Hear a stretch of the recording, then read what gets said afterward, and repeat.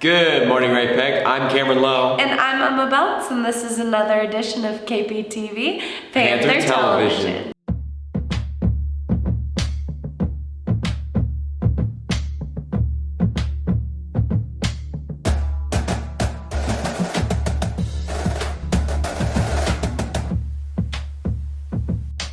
To start our show off, we would like to congratulate all of the fall sports for their hard work and their accomplishments. Also, it's the last week to order your yearbook, so order it now. Back on the topic of sports, a local legend rejoins the wrestling team in hopes of improving the wrestling team as a whole. Zoe German gives us the deeper look into the new assistant coach. It's that time again, wrestling season. Boys and girls, Paul Barbrick has come back as an assistant coach after 30 years of being the head coach of the wrestling team. He's an assistant coach under his son Brett Barbrick. One of Barbrick's favorite things is to coach the wrestling team. I love to coach. I love working with the students. I love working with the other coaches and the staff, the camaraderie of things. I guess I want to say this makes me feel good. I enjoy doing that. Sean Martin experienced firsthand Barbrick's coaching. Martin was a runner-up in state, then later taught alongside him. Won a bunch of state trophies, and I think it'll be good. Be good for him. It'll be good for the kids. It'll be good for the coaches. He's a leader of men. Barbrick has built the wrestling program to what it is today, a strong, hardworking, successful team. But I was able to build on it more. I kind of poured myself into it. Senior Tyler Redfern is dedicated and excited for what is to come this wrestling season. Wins a lot of matches, wins a lot of duels and tournaments, so I want to go to state and I want to do pretty good. Coach Barbrick has had many successes during his coaching. He has many skills that goes along with it. Well, I think the ability to relate to people, relate to the kids, relate to your staff is a very important thing, those communication skills.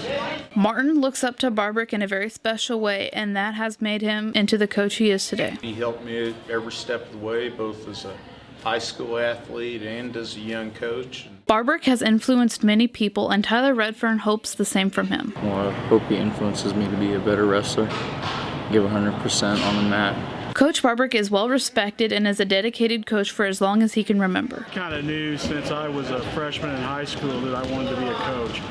Come out and watch the first Ray Peck Wrestling meet December 12th. For more information, talk to Paul Barbrick. This is Zoe German with KPTV, signing off. Good luck to Paul Barbrick and the rest of the team this winter. Ladies, you may realize that boys become men during the month of November. That's because of the annual charity event known as No Shave November to help raise money and awareness for cancer. Ashlyn Richardson gives us the inside look on what No Shave November really is. Yeah, just like that. Perfect. The Raymore Police Department has used No Shave November as a way to give back to their community. Officer Rick Clausing, a school resource officer and one of the leaders of the fundraiser, explains the impact it has had over the years. For us, we started working on raising money for wounded warriors and veterans and law enforcement officers. At least that's where we started at. And then we since moved to NoShaveNovember.org, which is an organization that raises money for cancer research. So far, we've done pretty well. We also interviewed Officer Lance Goddard, who handles community outreach in the police department. No Shave November in general, the money that you raise goes towards cancer research and charities helping to do with cancer research.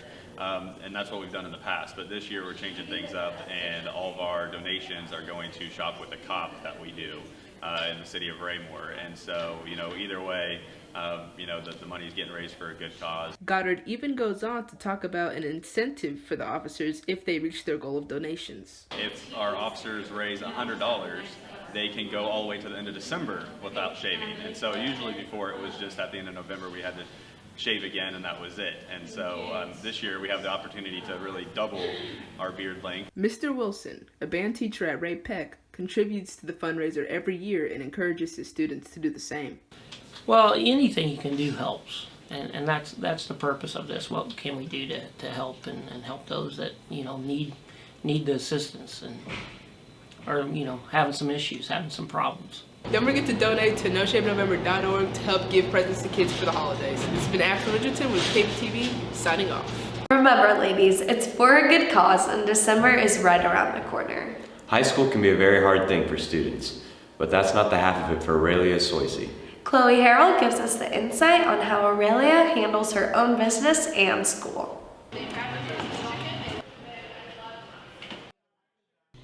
Adana Saxon Ross is a senior at Ray-Pec High School and also manages to balance a baking business on top of the stress of being a high school student. Time management, huge thing, and then like my kitchen right now is pretty small, so it's hard to like manage and like stay organized, and then just making sure I remember like dates and stuff, like on top of remembering like I have to study for a test or something like that.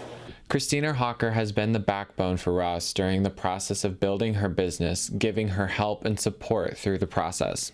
I think that I kind of maybe pushed her a little bit into the direction that she needed, and then everything else kind of came on her own. I didn't really have to do much with her because she is self-driven and she is motivated and she is determined and she is a hard worker. Ross felt honored that Dudek chose her to make her wedding cake and took the process and task very seriously, near and dear to her heart. As soon as I asked her to do it, she started giving me ideas. She started looking on Pinterest and just really got on top of it for me, so I think that shows a lot to a potential employer. She's professional, she looks you in the eye when she's talking to you, things like that. So those are big things. Ross gives people the encouragement to pursue their passion. And just go for it, because if you love it and you want to do it, just do it, or else you might not, like in the future, you might not have the opportunity to do it. So you might as well just start now while you can. Over the years of having Adana in class, Hawker finally sees the potential she saw at first come out. Something clicked in her where she thought, wow, I can do this and I can make money and I'm good at it and I can be successful at it. And so I see a lot of drive in her now. I see a lot of excitement. I see a path for her that is self-motivated. If you want any more information about Adana's business, contact her at Sweet Life by Adana on Instagram. This has been Angel Harding, KPTV, Panther Television. We cannot wait to hear about your cake for Coach Dudek. Keep up the good work. Every year, Student Senate hosts the Men in Tights volleyball tournament to raise money for the Derek Slinger Scholarship. Linnea Schroeder shows us what the event is really about. Derek Slinger was a 2005 graduate and former president of the Student Council. He impacted the Ray-Pec student body in many ways.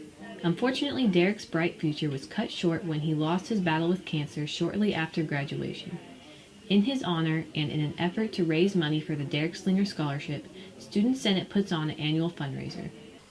Julia Dorweiler, organizer of the event, says the scholarship goes to students who achieve the leadership skills that people saw in Derek. We want to show all the different leadership qualities that Derek Slinger had, and we look for people that had the same traits because he was a very positive person. Student Senate member Audrey Huffman knows how important it is to be a part of school activities. Because I'm a part of Student Senate, and Student Senate puts on a lot of things, and if we're not a part of it, how can we expect our peers to be a part of it? The Student Senate leaders and members can both agree that this school event is a good time, but also has a bigger meaning behind it. Not only does the money go to an amazing opportunity for one of our Ray-Pec students, but it also is a lot of fun if you look. It's not meant to be strict on rules and everything, it's just meant to have fun and play volleyball, so yeah. Huffman urges more people to join into the fun in the upcoming years. Yeah, I would recommend everyone to come out and have fun, because even if you're bad at volleyball, you can still have a lot of fun. Be sure to keep an eye out for more Student Senate fundraisers. For more information, you can go to raypecnow.com. This has been Linnea Schrader, signing off. For more information, or if you're interested in donating to the Derek Slinger Scholarship, contact Julia Dorweiler. Next up, a little entertainment brought to you by the 5-0. And how do you feel about the stereotype? I'm good with it. I'm perfectly fine. The only time that it's kind of angering or it's irritating is when they associate the donuts with some of our other officers that might be a little less in shape, and that's a negative stereotype. Those officers are just as good as everybody else. They just like donuts better than everybody else. It's all right. I mean, I don't like it when people make fun of us for it all the time. But I'm also we're people. We like things that taste good. Donuts taste good. So everybody likes donuts just as much as we do, I think. Why do you love donuts? They're delicious. They're sticky. They're messy. They come in so many different flavors. There's so many options. My particular favorite is the white cake donut with the white icing and the sprinkles on it. Because they taste so good. Perfect. Yeah. I abhor donuts.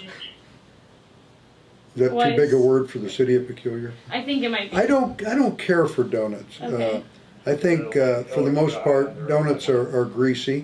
Why do you think that the stereotype that cops love donuts is true? Why it's true is because we're people, and I think a lot of people like donuts. Because it was publicized that way, and that phenomenon just never died.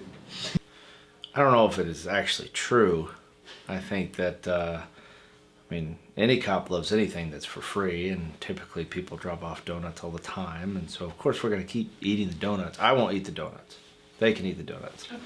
Because, well, quite frankly, it is true. There's two types of people in this world. There's cops that love donuts, and the cops that lie about it. Wow, I could really use a donut right now. Me too. Well, that's been our show this week. For more stories and info, visit our social media at RayPeckNow and our website, raypecknow.com. This has been Cameron Lowe. And this is Emma Belts for another edition of KPTV Panther Television.